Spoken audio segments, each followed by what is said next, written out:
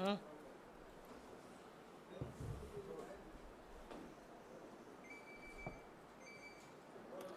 सबको मेरा नमस्कार। पहले हम 2 वीडियो देखेंगे और उसके बाद आगे की प्रेस वार्ता होगी।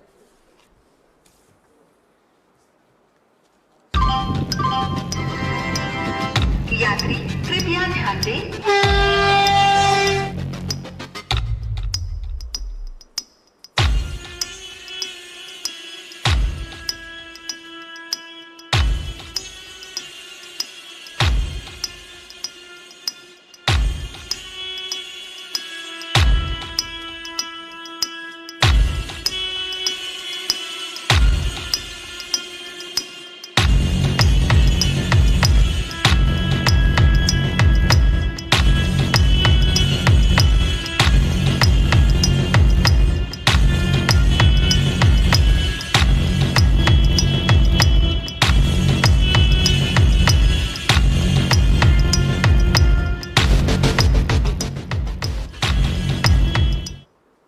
कवच एक ऑटोमेटिक ट्रेन प्रोटेक्शन की टेक्नोलॉजी है। इसमें क्या होता है, मान लीजिए 2 ट्रेन हैं, दोनों ट्रेन अगर सेम ट्रैक पे अगर बाई चांस गलती से भी आ गई तो पास में आती है, उससे पहले कवच उसमें ब्रेक लगा और उनको रोक लेगा, तो एक्सीडेंट नहीं होएगा। मान लो एक ट्रेन के पीछे दूसरी ट्रेन जा रही है, तो इस केस में पीछे वाली ट्रेन एक सेफ डिस्टेंस पे रहनी चाहिए।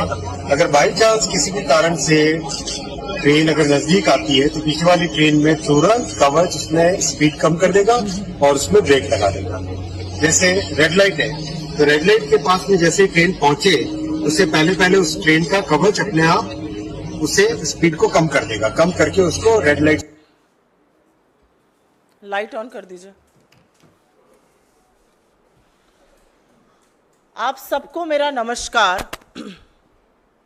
और मुझे लगता है कि देश में शायद ही कोई ऐसा हो जिसका रेल से जुड़ाव ना हो।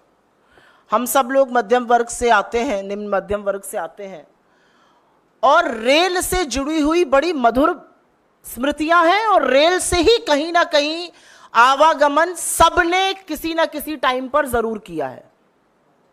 क्योंकि रेल सिर्फ पटरियों पर दौड़ने वाली ट्रेनें नहीं है, दंदनाती हुई ट्रेनें नहीं है। रेल इस देश के एक छोर को दूसरे छोर से जोड़ता है। रेल हिंदुस्तान की जीवन रेखा है, और सबसे बड़ी बात है कि आवागमन का सबसे सस्ता इकोनॉमिकल साधन है, एटलीस्ट हुआ करता था। और उसी के कारण मध्यम वर्ग, निम्न मध्यम वर्ग, गरीब व्यक्ति रेल की यात्रा को प्रेफर करता है।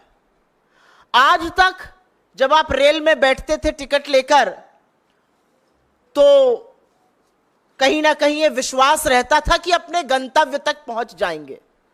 बड़े सारे स्टेशन आते थे, उसमें पूड़ी सब्जी खाई जाती थी, कहीं पर चाय पी जाती थी, कहीं पकौड़े समोसे खाए जाते थे, और एक ये विश्वास था कि गंतव्य तक पहुंच जाएंगे।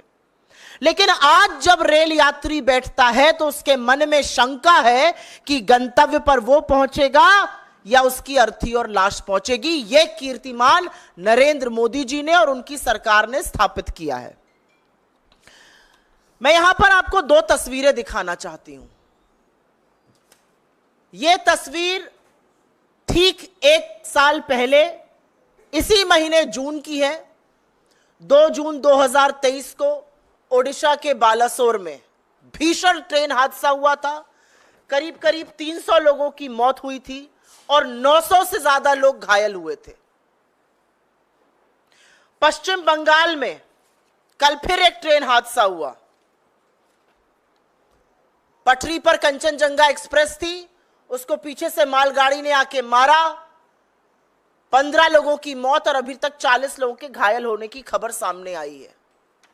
ठीक 1 साल पहले बालासोर ओडिशा में, और 1 साल बाद पश्चिम बंगाल में ट्रेन हादसा होता है। क्या बदला है 1 साल में? आज पूछना पड़ेगा ना कि 1 साल में क्या बदला है। लगातार ट्रेन हादसे हो रहे हैं, और मैं एक सरकारी आंकड़ा आपके साथ साझा कर देती हूं।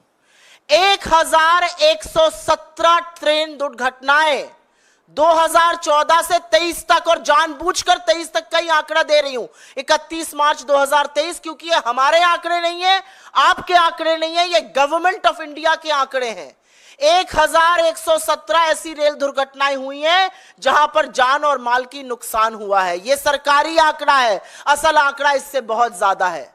मतलब हर महीने 11 ट्रेन हादसे हुए हैं, हर 3 दिन पर एक ट्रेन हादसा हो रहा है और उसमें जान और माल की क्षति हो रही है। तो क्या बदला 1 साल में? इतना बड़ा बालासोर का ट्रेन हादसा हुआ, हम सब ने लाशों का अंबार देखा, परिवारों को उजड़ते हुए देखा, छोटे छोटे बच्चों को बिलखते हुए देखा। क्या बदला 1 साल में? बालासोर से पश्चिम बंगाल क्या बदला? क्या बदला 2014 से 2024 में? मैं एक सूची पढ़ देती हूं, आपको दिखा दिया, लेकिन छोटी सी एक सूची है। 2014 में गोरखधाम एक्सप्रेस डीरेल हो जाती है, 25 लोगों की मौत होती है। इंदौर पटना एक्सप्रेस का हादसा होता है, 150 लोगों की मौत होती है। कैफियत एक्सप्रेस में 70 लोग घायल हो जाते हैं। पुरी उत्कल एक्सप्रेस में 30 लोगों की मौत हो जाती है। बीकानेर गुवाहाटी एक्सप्रेस में 36 से ज्यादा लोग गंभीर रूप से घायल होते हैं, 10 लोगों की मौत होती है। बालासोर मैंने आपको बताया लगभग 300 लोगों की मौत और 900 से ज्यादा लोग घायल, और कल 15 लोगों की मौत और 40 लोग घायल। और ये मैंने सिर्फ कुछ आंकड़े बताए, 1117 ऐसे हादसे हुए हैं। तो जिम्मेदारी किसकी है? जवाबदेही किसकी है? इस देश में हमने वो भी मंत्री देखे हैं, अगर उनके डिपार्टमेंट में अगर रेल मंत्री रहते हुए ऐसे हादसे हुए हैं तो उन्होंने अपने पद से नैतिक जिम्मेदारी लेते हुए इस्तीफा दिया है। फिर वो लाल बहादुर शास्त्री जी हो, नीतीश कुमार रहे हो, माधवराव सिंधिया रहे हो, ममता बनर्जी रही हो, मधु दंडवते रहे हो, जॉर्ज फर्नांडिस रहे हो, सब लोगों ने नैतिक जिम्मेदारी लेते हुए इस्तीफा दिया है। लेकिन आज हिंदुस्तान का रेल मंत्री रील मंत्री बना हुआ है। नैतिक जिम्मेदारी छोड़ दीजिए, आज भी हादसे के वक्त रील कैसे अच्छी बनेगी उस पर चर्चा हो रही है। बालासोर के वक्त अश्विनी वैष्णव जी वहां पर आए, डाइव कर रहे थे, किसी के नीचे घुसकर झांक रहे थे, ट्रेन के नीचे घुसकर 2-4 टेसू बहा रहे थे। क्या किया आपने रेल को सुरक्षित करने के लिए? आप कल पहुंचते हैं वहां पर, आप रेल मंत्री हैं, आप गाड़ी से भी जा सकते थे, लेकिन वीडियो ज्यादा बेहतर तब आएगा जब आप जूम जूम जूम करके मोटरसाइकिल से जाएंगे। अच्छा वीडियो आ गया सामने, रील बना लिया आपने। अब आप बताइए, आपने 1 साल से इस देश में रेल को सुरक्षित करने के लिए क्या काम किया? उस रेल को सुरक्षित करने के लिए जिसमें इस देश का युवा, जिसमें किसान, जिसमें मजदूर, जिसमें मध्यम वर्ग अपने परिवारों के साथ चलता है, उसको सुरक्षित करने का क्या काम किया? लोगों के मन की आशंका कि भैया हम पहुंचेंगे या हमारी लाश पहुंचेगी, उसको दूर करने का क्या काम किया? कवच समझा रहे थे, अभी आपको मैंने दिखाया कुछ दिनों पहले। कवच प्रणाली आई है। कवच प्रणाली क्या करेगी? एक ट्रैक पर अगर 2 ट्रेनें चल रही होंगी तो पीछे वाली ट्रेन पर कवच से ब्रेक लग जाएगा, आपस में भिड़ंत नहीं होगी। क्या हुआ कल कवच का? ये क्या झुंझुने पकड़ाए जा रहे हैं देश को? 10 साल से रेल आवागमन का सबसे असुरक्षित साधन बन चुका है। लगातार जान और माल का नुकसान हो रहा है और लोगों को झुंझुने के नाम पर आपने कवच की बात कही। और ये क्यों हो रहा है? क्या एकदम से रेल फेल हो गई है? ये इसलिए हो रहा है क्योंकि नरेंद्र मोदी की सरकार और उनके मंत्री उदासीन हैं, अकर्मण्य हैं। उनको फर्क नहीं पड़ता कि गरीब गुर्बत में रहते हुए लोग, यंग लोग जो गाजर मूली की तरह भरकर रेल में आज जाने को मजबूर है, वो मर जाए, उनको फर्क नहीं पड़ता है। इसलिए ऐसा हो रहा है। आपके साथ एक और आंकड़ा साझा करती हूं, और ये मेरा आंकड़ा नहीं है, ये आंकड़ा खुद अश्विनी वैष्णव ने पार्लियामेंट में दिया है, यह आरटीआई के माध्यम से भी सामने आया है। 3,12,000 रेलवे के रिक्त पद पड़े हुए हैं और कर्मचारियों की इसी भारी समस्या से रेलवे जूझ रहा है। एक आरटीआई के मुताबिक, और ये आंकड़ा बड़े ध्यान से सुनिएगा, लोको पायलट, बहुत सारे जो रेल हादसे होते हैं जहां पर गलत सिग्नल पे दे दिया गया, एक ही ट्रैक पर ट्रेनें चल गई, कहीं कहीं मानवीय त्रुटि होती है, और वो मानवीय त्रुटि लोको पायलट के कारण होती है। क्यों होती है यह भी समझ लीजिए। लोको पायलट के 70,000 93 पद स्वीकृत हैं, इसमें से 21% पद खाली पड़े हुए हैं। सहायक लोको पायलट के 57,551 पद स्वीकृत हैं, उसमें से करीब 8% खाली पड़े हुए हैं। ये वो पद है जो रेलवे को सुरक्षित बनाने के लिए, सुचारू रूप से चलाने के लिए, लोगों को अपने गंतव्य से, एक गंतव्य से दूसरे गंतव्य तक सुरक्षित पहुंचाने के लिए इन पदों का रोल होता है। और 21% ये पद खाली पड़े हैं। इसके चलते लोको पायलट के ऊपर बहुत भारी दबाव है। 12-12, 14-14 घंटे वो काम कर रहे हैं और इस तरह की त्रुटियां हो रही हैं। मैंने 4-5 दिन पहले पढ़ा, रेल मंत्री कहते पाए गए पुलिस बल का प्रयोग करो। ये जो भीड़ भाड़ हो रही है, ये भीड़ भाड़ अपने मन से नहीं हो रही है रेलवे में, क्योंकि आपने रेलवे को तबाह करने में कोई कसर नहीं छोड़ी है। पिछले 10 साल में रेलवे का जो हाल हुआ है, चाहे वो किराए में वृद्धि हो, और एक नहीं मैनीफोल्ड वृद्धि, जहां 800 का किराया था आज 2400 है। डायनामिक प्राइसिंग से कई बार तो रेल से कम किराया एयरलाइन का मिल जाता है। यह हाल आपने रेलवे का कर दिया है। क्यों ये लोग भीड़ भाड़ कर रहे हैं? कितनी किल्लत है ट्रेनों की, क्या अंदाजा है रेल मंत्री को? रेल मंत्री हवा हवाई हैं। शायद वो महंगाई में, जैसे उनकी एक कोलीग ने कहा था, मैं लहसुन प्याज नहीं खाता, वो कहते मैं रेल से नहीं चलता। चलिए रेल से, एक स्लीपर में बैठिए, 200 किलोमीटर की यात्रा करिए एक स्लीपर कोच में बैठकर, तब आपको पता चलेगा कि हिंदुस्तान की असली जनता, AC 3 में बैठ जाइए, आप AC 2 में बैठ जाइए, आपको पता चलेगा कि हिंदुस्तान की जनता किस तरह से आज आवागमन करने को मजबूर है।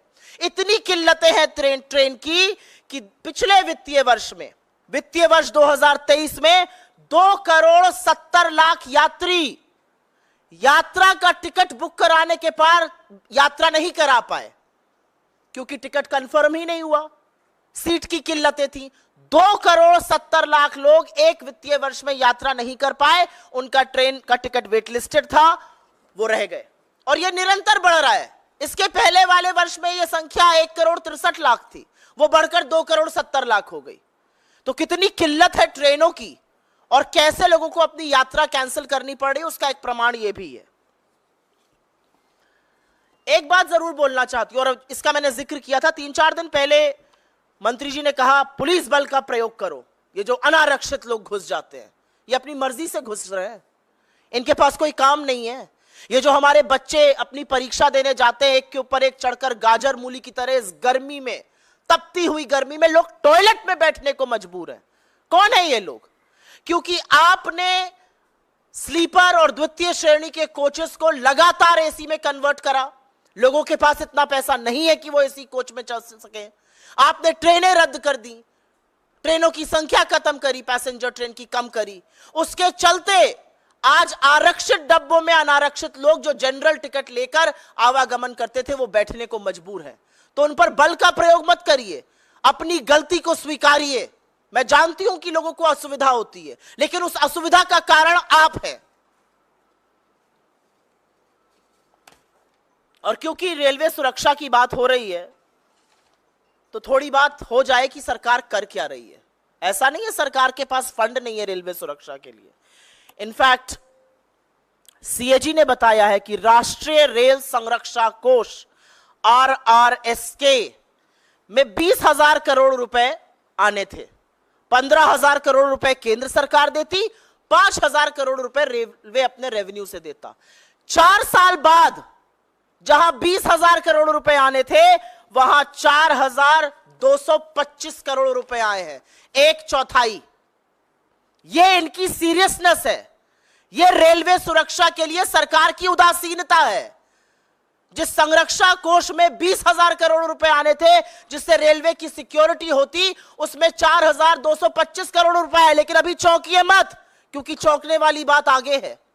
उस पैसे से रेलवे की सुरक्षा नहीं की गई, उस पैसे से फुट मसाजर खरीदा गया, क्रॉकरी खरीदी गई, इलेक्ट्रिकल अप्लायंसेस खरीदे गए, फर्नीचर खरीदे गए, जाड़े में पहनने वाले जैकेट खरीदे गए, कंप्यूटर खरीदे गए, लोगों को बोनस दिया गया, गार्डन बनाए गए उस पैसे से। उस पैसे से रेलवे को, रेल यात्रा को सुरक्षित करना था। उससे क्रॉकरी और फर्नीचर खरीदा जा रहा था। ये हम नहीं कह रहे हैं, ये सीएजी की रिपोर्ट धज्जियां खोल रही है, धज्जियां उड़ा रही है भारतीय रेल और नरेंद्र मोदी की सरकार की, ऐसे मंत्रियों की जिन्होंने शायद रेलवे में कभी सफर ही नहीं किया। अगर सफर करते तो समझते लोगों को क्या झेलना पड़ रहा है। डेप्रिसिएशन रिजर्व फंड होता है एक रेलवे में, उसमें इस चीज का प्रोविजन होता है कि रेलवे की जो पुरानी संपत्ति है उसको रीएनर्जाइजेशन किया जा सके, उसको पुरानी संपत्ति को बदलना था। असलियत यह है कि जहां पर 58,000 करोड़ रुपए खर्चा होने थे वहां पर 600 करोड़ रुपए खर्चा हुए हैं। यह सीरियसनेस है इस सरकार की। आंकड़े इसलिए दे रही हूं क्योंकि आंकड़ों से कोई नहीं भाग सकता है, और ये सरकारी आंकड़े हैं, सीएजी के आंकड़े हैं, सरकार की पोल खोलते हुए आंकड़े हैं। आंकड़ों से कोई नहीं भाग सकता है। आप टेसू भले बहा लीजिए, आप 4 रील जरूर बना लीजिए, लेकिन आंकड़ों से कहां भागिएगा। सुरक्षा का पैसे से आप क्रॉकरी और फर्नीचर खरीद रहे हैं, डेप्रिसिएशन फंड आप खर्चा ही नहीं कर रहे हैं। रेल जो सबसे भरोसेमंद साधन होता था आज लगातार लेट चल रही है। मुझे याद है एज अ स्टूडेंट मैं लखनऊ से दिल्ली और दिल्ली से लखनऊ बहुत करती थी, और कभी संशय नहीं रहता था। जब शुरू में नौकरी भी ज्वाइन करी थी तो संडे रात को लखनऊ से बैठो, मंडे सवेरे पहुंचो, तड़ाक से ऑफिस पहुंच जाओ। आज नहीं पता है इस बात का। आज नहीं पता है कि ट्रेन 4 घंटे लेट होगी या 5 घंटे लेट होगी या 9 घंटे होगी या 24 घंटे लेट होगी। असलियत यह है कि पैसेंजर ट्रेनों में से 17% ट्रेनें लेट चल रही हैं। एक वर्किंग मिनट्स होते हैं, 1,10,00,000 वर्किंग मिनट रेलवे ने बर्बाद किए हैं अपने ट्रेनों के लेट चलते हुए। क्यों लेट चल रही हैं ट्रेनें? क्या जो ट्रेन से लोग चलते हैं वो काम धंधा नहीं करते हैं? क्या जो ट्रेन से बच्चे परीक्षा देने जाते हैं, जो लोग एक जगह से दूसरी जगह जाते हैं, क्या वो काम धंधा नहीं करते? क्या उनके वक्त की कोई अहमियत नहीं है? क्योंकि सरकार की उदासीनता सबसे ज्यादा भारतीय रेल झेल रही है। असलियत यह है कि रेल को तबाह करने के लिए इस सरकार ने कोई भी कसर नहीं छोड़ी है। हमारे रेल मंत्री को अगर मैं रील मंत्री कहूं तो शायद गलत नहीं होगा। रील बनाने का बड़ा शौक है, वंदे भारत की रील बनाते हैं, बुलेट ट्रेन की रील बनाते हैं, बनाइए। अरे 5 नहीं 50 बुलेट ट्रेन लाइए, लेकिन जो बेसिक रेल यात्रा लोगों के लिए है उसको तो सुरक्षित करिए, उसको तो सुचारू करिए। क्या मिल रहा है आपको रेल को बेचकर, रेल की जमीन पर हड़प कर, रेल को निजीकरण करके? क्या मिल रहा है आपको? लोगों की जेब पर सिर्फ और सिर्फ डाका डाला जा रहा है। बार बार कहा जाता है नैतिक जिम्मेदारी लीजिए और इस्तीफा दीजिए। वो तो होगा नहीं। हम मांग जरूर करेंगे लेकिन वो होगा नहीं। और इसलिए नहीं होगा क्योंकि अगर नैतिकता होती तो ब्रजभूषण शरण सिंह को गोदी में नहीं बिठाए रखते। अगर नैतिकता होती तो अजय मिश्र टेनी को मंत्री बनाकर नहीं रखते। अगर नैतिकता होती तो प्रज्वल रेवन्ना के प्रचार में नहीं जाते। अगर नैतिकता होती तो इतनी निर्णायक नैतिक हार के बाद नरेंद्र मोदी इस देश के प्रधानमंत्री नहीं बनते। So what is happening in this government is essentially flowing from the top. असलियत यह है कि प्रधानमंत्री पद पर रहते हुए व्यक्ति ने रेल को बर्बाद करने में कोई कसर नहीं छोड़ी है, और रही सही कसर जो है वो अश्विनी वैष्णव पूरी तरह से लगकर पूरी कर रहे हैं। I will very briefly make some of the statements in English on this. Railways is perhaps the most preferred mode of transport as far as India's middle class, lower middle class and the poor are concerned, simply because it is the most economical means of transportation. I am showing you 2 pictures here. One of Balasore in Odisha exactly a year back in June 2023, and here is another picture of Kanchenjunga Express which met with an accident in West Bengal yesterday, killing 15 people and injuring 40 others. 1,117 rail accidents according to the government data have happened in the last 9 years from 2014 to 2023, which means an accident every 3 days. And these accidents have resulted in loss of life and property. There is a list of accidents that I can keep going on. But who is responsible?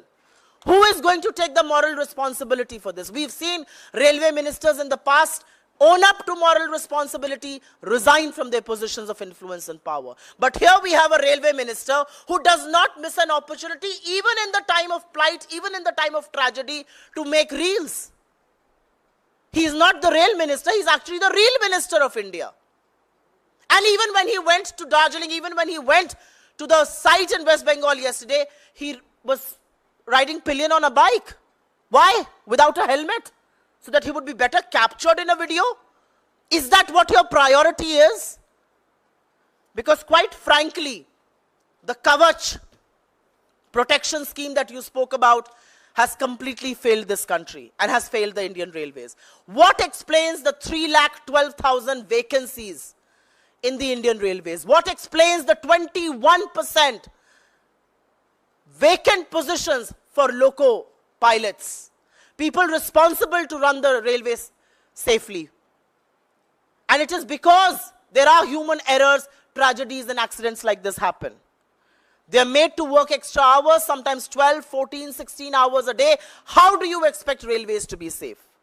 The reality also is that funds that were earmarked for the safety of Indian Railways, the Railway Rail Sanraksha Kosh, was earmarked with 20,000 crore worth of funds. 15,000 crore will come from the central government, 5,000 from Railways internal accruals and revenues.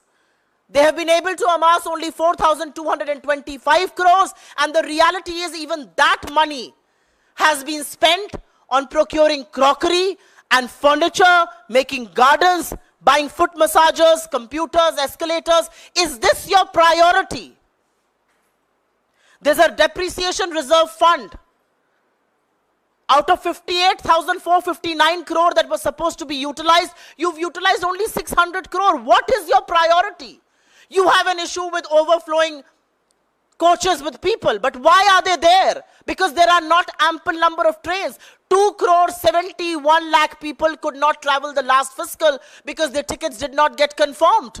Why did they not get confirmed? Because there are no adequate seats, there is no adequate rail facility available.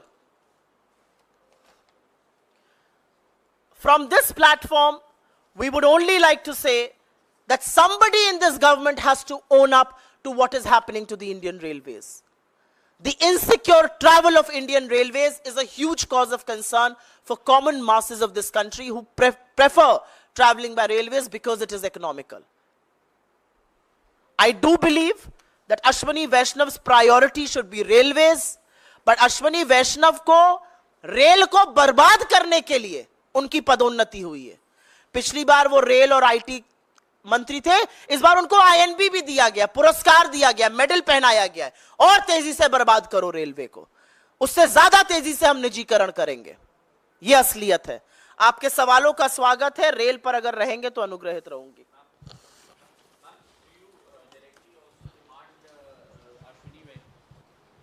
Do you also directly demand Rail Minister Ashwini Vaishnav's resignation or his sacking? Without a doubt, a sensitive government, a government that is responsible and accountable, will fix accountability for every minister and every department. What explains 1,117 rail accidents in 9 years?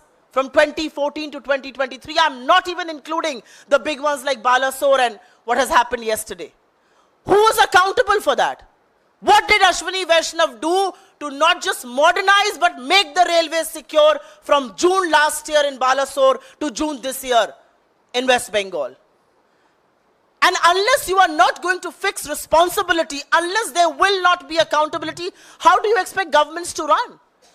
How should people trust governance? How should people know that they will be safe while traveling by Indian Railways? Absolutely, without a doubt, without blinking an eyelid, Ashwini Vaishnav has no moral authority to remain in the position that he continues to enjoy. Supriya जी, जिस कवच system की आप बात कर मैं इसको रही हैं, हिंदी में भी बोल देती हूँ. 2 मिनट रुक जाइए. मैं इसको हिंदी में भी बोल देती हूँ. मुझसे सवाल पूछा गया कि क्या हम अश्विनी वैष्णव का इस्तीफा मांगते हैं. बिल्कुल बिना संशय के, बिना पलक झपकाए अश्विनी वैष्णव जैसे व्यक्ति को रेल मंत्री के पद पर बने रहने की कोई कोई भी नैतिक जिम्मेदारी नहीं है, कोई नैतिकता नहीं है। असलियत यह है कि अश्विनी वैष्णव जैसे लोगों की नाक के नीचे रेल असुरक्षित होती जा रही है। मैं जानना चाहती हूं कि पिछले साल बालासोर से इस बार पश्चिम बंगाल में हुए हादसे के दौरान एग्जैक्टली एक साल 2 जून 2023 को बालासोर में भीषण हादसा हुआ था। अब पश्चिम बंगाल में एक साल इस मंत्री ने रील बनाने के बजाय, कवच का जुमला फैलाने के बजाय क्या काम किया, यह मैं जानना चाहती हूं। 2 ट्रेनों लेकर दिखा रहे थे, ट्रेन को सुरक्षित करने के लिए क्या काम किया? कैसे लोगों को यह विश्वास होगा कि रेल सुरक्षित है? और ऐसे व्यक्ति का अपने पद पर बने रहना हम सबके लिए आपत्तिजनक बात है, गलत बात है, ऐसा नहीं होना चाहिए।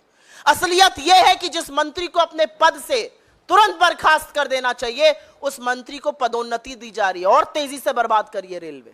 असलियत यह है कि उनको अब एक आईएनबी का भी चार्ज दिया गया है। अभी आपने कम बर्बादी करी है रेलवे की, अभी और करिएगा। सुप्रिया जी, जिस कवच की आप बात करें, 2012 में जब आपकी सरकार थी, इससे डेवलपमेंट का काम शुरू हुआ था। उस समय यह तय किया गया 7000 किलोमीटर प्रति वर्ष इससे इसको लेस किया जाएगा, लेकिन इतने वर्ष के बावजूद भारत में जो लगभग 1,15,000 किलोमीटर रेल मार्ग है, मात्र 1500 किलोमीटर इसकी जद में आए हैं। वहीं अगर इंजनों की बात करें तो लगभग 15,000 रेलवे के इंजन भारत में हैं और अब तक मात्र 139 इंजन को कवच से लेस किया गया है। तो इसीलिए तो मैं कह रही हूं, कवच का झुंझुना मत दीजिए देश को, इस देश को सुरक्षा का कवच दीजिए। सवाल इस बात का है। जी नमस्कार, इनको माइक दे दीजिए। मेरा सवाल थोड़ा सा इससे हटकर है। अगर रेल पे कोई और सवाल हो तो उसके बाद आपका ले लेंगे। रेलवे पे कोई और सवाल है क्या? एक सवाल मेरा है सुप्रिया जी।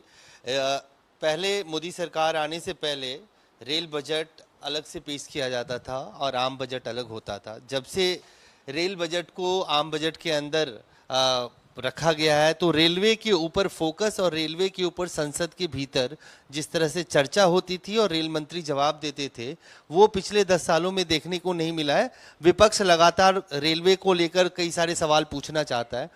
आप लोगों की क्या राय है कि अब मोदी 3.0 में या एनडीए 3.0 में क्या आप लोग ये मांग रखेंगे कि जिस तरह से रेल हादसे हो रहे हैं, रेलवे के बजट को और रेलवे पे चर्चा संसद के भीतर अलग से किया जाए? सबसे पहले तो मोदी 3.0 जैसी कोई चीज नहीं है। एनडी अलायंस है 3.0, उसको आप कह सकते हैं। 63 सीटें हार के जबरन अब आप कुर्सी से चिपक कर फेविकोल से प्रधानमंत्री बन जाइए तो अलग बात है, खींचतान मची हुई है, आप देख ही रहे। आपने मुझसे डायरेक्ट सवाल पूछा रेल बजट को लेकर। मेरा अपना मानना है, सरकार का हर काम, सरकार का हर निर्णय, सरकार का हर फैसला उसकी प्राथमिकता को दिखाता है। जिस दिन आपने रेलवे बजट को मेन बजट में अलाइन कर दिया, उस दिन आपने दिखा दिया कि रेलवे आपकी प्राथमिकता नहीं है। वो एक आवागमन का साधन जिससे हिंदुस्तान की सबसे ज्यादा जनता चलती है, जो करोड़ों लोगों को रोज प्रतिदिन एक जगह से दूसरी जगह जो आवागमन का साधन पहुंचा रहा है, वो आपकी प्राथमिकता नहीं है। और तभी आपने उस बजट को मर्ज किया। मर्ज करने के बाद जवाबदेही खत्म हो गई। मुझे याद है इस सरकार के बनने से पहले रेल मंत्रालय बड़ा कविटेड मंत्रालय होता था, घटक दल उसकी बड़ी मांग करते थे, और जब हमने सरकारें चलाई तो बड़ा बड़ा दबाव रहता था कि यह मंत्रालय हमें चाहिए। आज ऐसा क्यों नहीं है? क्योंकि सरकार की प्राथमिकता नहीं है। आज रेल मंत्री आईटी और इलेक्ट्रॉनिक के भी मंत्री बने हुए हैं, आईएनबी के भी बने हुए हैं, महाराष्ट्र के प्रभारी भी बने हुए हैं। तो भैया वो रेलवे कब देखेंगे? तो ये सरकार की प्राथमिकता, ये सरकार की रेल के प्रति जवाबदेही, ये लोगों की सुरक्षा, लोगों के आवागमन के साधन की प्राथमिकता सरकार की दिखाता है। सुप्रिया जी, मेरा सवाल है कि एनडीए की सरकार बनी है, लोकसभा का विशेष सत्र शुरू होने वाला है, स्पीकर को लेके लगातार बैठकें एनडीए की चल रही हैं, तो क्या कांग्रेस पार्टी डिप्टी स्पीकर पद की मांग कर रहा है? ये कांग्रेस पार्टी की जो डिसीजन मेकिंग बॉडी है, कांग्रेस पार्लियामेंट्री पार्टी, हमारी नेता वहां पर श्रीमती सोनिया गांधी जी, हमारे अध्यक्ष खरगे जी और हमारे बाकी वरिष्ठ सहयोगी डिसाइड करेंगे। जैसे ही डिसाइड करेंगे आपको सूचित किया जाएगा। नहीं सुप्रिया जी, उसमें सवाल ये भी है कि स्पीकर या डिप्टी स्पीकर, कि डिप्टी स्पीकर अभी तक चल रहा है कि एनडीए दोनों पद अपने पास रखेगा। क्या डिप्टी स्पीकर पद पे बात बन जाती है तो आप लोग मान जाएंगे, या स्पीकर पद के लिए अपना कैंडिडेट? देखिए, मैं आपको एक बात बता देती हूँ। अब क्या होगा सदन में, हमारी कांग्रेस पार्लियामेंट्री पार्टी, हमारे चुने हुए सांसद, बाकी लोग क्या डिसाइड करेंगे ये मुझे नहीं पता, लेकिन मैं आपको एक बात बता सकती हूं कि कुर्सी की पेटी बांध लीजिए, क्योंकि सदन का तापमान जबरदस्त बढ़ने वाला है। अब सदन उस जबरन, उस तानाशाही से नहीं चला पाएंगे जो पहले चलाते थे। कोई फर्क नहीं पड़ता स्पीकर कौन बने और डिप्टी स्पीकर कौन बने। राहुल गांधी के 14 मिनट के वक्तव्य में 11 मिनट आपको स्पीकर अब नहीं दिखेंगे, यह मैं आपको कह सकती हूं, और यह लोकतंत्र की ताकत है। यह जनता ने मैसेज दिया है कि अगर राहुल गांधी जी 14 मिनट मणिपुर पर बोलेंगे तो 11 मिनट ओम बिरला की शक्ल हम नहीं देखेंगे, हम राहुल गांधी को देखेंगे। तो यह होने वाला है। सदन में जिस सदन में राहुल जी को नहीं संभाल पा रहे थे, वहां पर अब प्रियंका जी आने वाली हैं। इंडिया गठबंधन के बड़े बड़े प्रबल नेता, प्रखर वक्ता सब आने वाले हैं। क्या होगा बेचारों का? तो मुझे तो उनको अपनी अग्रिम सिंपैथी, अपनी अग्रिम कंडोलेंसेस बीजेपी को मैं देना चाहती हूं। अब सदन उस गुंडई से और उस तानाशाही से नहीं चल पाएगा।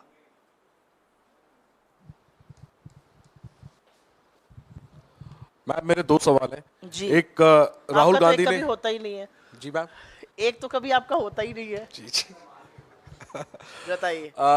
तो राहुल गांधी ने चुनाव नतीजों के बाद पहला इंटरव्यू फाइनेंशियल टाइम्स को दिया है और उसमें उन्होंने ये बड़ा बयान दिया कि मोदी सरकार को टिकने के लिए संघर्ष करना पड़ेगा। ये भी दावा किया कि बीजेपी के कैंप के कुछ नेता उनके संपर्क में हैं। इसको लेकर के मैं चाहूंगा कि और थोड़ा विस्तार से आप बताएं कि टिकने के लिए संघर्ष करने वाली बात और बीजेपी कैंप के नेताओं के संपर्क में रहने वाली बात का आधार क्या है, पहला। और दूसरा, आम आदमी पार्टी की राज्यसभा सांसद स्वाति मालीवाल ने आपके नेता राहुल गांधी समेत तमाम इंडिया अलायंस के बड़े नेताओं को पत्र लिखा है और उनके साथ जो कथित पिटाई हुई सीएम आवास पर, उस मामले में मिलने का समय मांगा है। क्या आपके नेता स्वाति मालीवाल से मिलेंगे? मैं पहले सवाल का जवाब दूंगी, उसको प्रखरता से दूंगी, और उसके बाद आपके दूसरे सवाल पर आऊंगी। प्रत्यक्षम किम प्रमाणम, राहुल जी ने जो बात कही है ये तो दिख रहा है आपको। 63 सीट नरेंद्र मोदी की कम हो गई, बैसाखियों पर टिके हुए हैं, बैसाखियां बवाल मचा रही हैं। पहले दिन उनके घटक जल जेडीयू ने कहा अग्निवीर जाना चाहिए, उसके बाद उन्होंने कहा जातिगत जनगणना होनी चाहिए। टीडीपी ने कहा हम डंके की चोट पर 4% मुस्लिम आरक्षण लागू करेंगे। वो कह रहे हैं बार बार पेगासस की जांच हो। राजभर जी जाकर, जो उनके घटक दल है यूपी में, हर जगह जाके कह रहे हैं मोदी और योगी की वजह से हार गए। अरे घटक दलों को 2 मिनट छोड़ दीजिए। जो आइडियोलॉजिकल फाउंटेन हेड है, जो सैद्धांतिक विचारधारा से जिसकी नाड़ी जुड़ी हुई है, आरएसएस पाठ पढ़ा रही है कि विरोधियों को प्रतिपक्ष में अपना दुश्मन मत समझिए। वो पाठ पढ़ा रहे हैं कि आपके अभिमान के चलते भगवान राम ने आपको 200 के ऊपर कुछ सीटों पर रोक दिया। वो पाठ पढ़ा रहे हैं कि मणिपुर जल रहा है, उसका त्वरित फैसला होना चाहिए। तो बैसाखियां बवाल मचा रही है, वो एक पिक्चर है। अंदर जो अंतर विरोध है वो दूसरा है। आप लोगों से क्या छुपा है? आप लोग तो सब जानते हैं। छापिए भले नहीं, बोलिए भले नहीं, आप जानते हैं किस तरह की तलवारें थनी हुई हैं अमित शाह जी और योगी आदित्यनाथ जी में। सबको पता है क्या हो रहा है। सबको पता है कि किल से हुए लोग जिनको मंत्रालयों से निकाल दिया गया, वो उसमें कितना विरोधाभास चल रहा है कि the issue with in the BJP is brewing. तो ये सारे जब ऐसी हरकतें होती हैं तो हमें दिखता है कि मजबूर सरकार है, हर जगह खींची जाएगी। मैं तो डंके की चोट पर हर बार एक सवाल पूछती हूं, नरेंद्र मोदी ने इस बार के चुनाव में इतना गलत वक्तव्य दिया जो आज तक किसी राजनेता ने नहीं दिया था। इस देश के प्रधानमंत्री ने चुनावी मंच से मुजरे शब्द का प्रयोग किया और एक ऐसे झूठ पर किया जिसको वो लगातार प्रचारित कर रहे थे। अब हिम्मत है कि बुलाएं चंद्रबाबू नायडू को और कहें आप मुजरा कर रहे हैं। तो इसीलिए हमारा कहना है कि सरकार जो है वो बहुत आशंका में है। सरकार विरोधाभास से घिरी हुई है, अंतर्कलह मचा हुआ है और हम मूक दर्शक बन के नहीं देख रहे हैं। बस ये आपको बताना चाहती हूं। दूसरा, आपने एक सवाल पूछा एक पर्टिकुलर महिला को लेकर। मुझे ऐसा लगता है दिल्ली पुलिस इसकी तफ्तीश ऑलरेडी कर रही है।